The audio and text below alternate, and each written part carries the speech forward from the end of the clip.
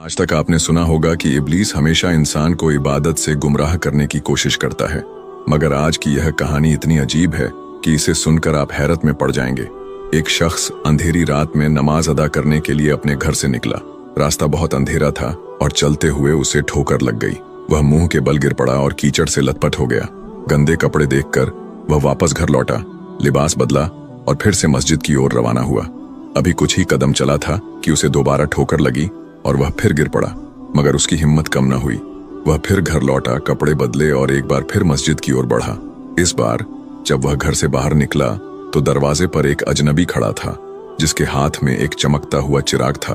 अजनबी चुपचाप उसके आगे आगे मस्जिद की तरफ चल पड़ा। चिराग की रोशनी में इस बार रास्ता साफ नजर आ रहा था और वह बिना किसी मुश्किल के मस्जिद पहुंच गया। मस्जिद के दरवाजे पर वह अजनबी ठहर गया और नमाजी अंदर चला गया। नमाज अदा करने के बाद जब वह बाहर निकला तो देखा कि वह अजनबी अभी भी खड़ा था, मानो उसे घर छोड़ने आया हो। नमाजी को अजनबी पर शक हुआ और उसने उससे पूछा, आप कौन हैं? अजनबी ने जवाब दिया, मैं इब्लीस हूँ। यह सुनकर नमाजी हैरान रह गया और बोला, शैतान मुझे मस्जिद तक कैसे छोड़ने आया?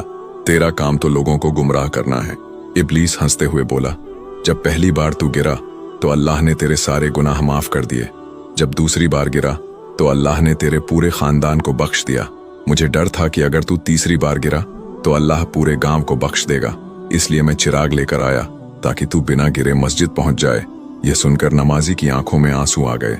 उसने सजदे में गिरकर अल्लाह का शुक्र अदा किया कि उसकी मेहनत और नियत को अल्लाह ने कबूल कर लिया।